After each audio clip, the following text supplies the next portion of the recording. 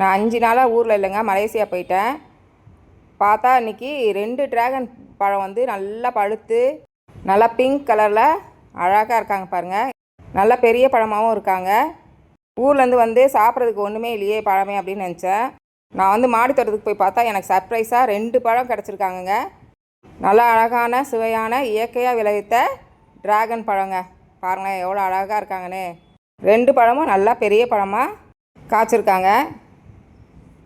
பார்க்கறதுக்கே பாருங்களேன் எவ்வளோ அழகாக இருக்காங்கன்னு, நல்லா கலர்ஃபுல்லாக. அதுக்கப்புறம் இன்றைக்கி என் வீட்டுக்காருக்கு நல்லா சளி இருமலுங்க. அதனால் தூதுவளை இலையும் முசுமுசுக்கை இலையும் நான் அறுவடை பண்ணிக்கிட்டேன். மினி ஆரஞ்சு கொஞ்சம் பழுத்துருந்தாங்க, அவங்களையும் அறுவடை பண்ணியாச்சு. அதுக்கப்புறம் கோவக்காய் பழம் அவங்களையும் அறுவடை பண்ணியாச்சுங்க. சமையலுக்கு கொஞ்சம் கருவேப்பிலை தேவைப்பட்டுச்சு, அவங்களையும் அறுவடை பண்ணியாச்சு. இன்றைக்கி வந்து சளிக்காக மூலிகை ரசம் வச்சாச்சுங்க.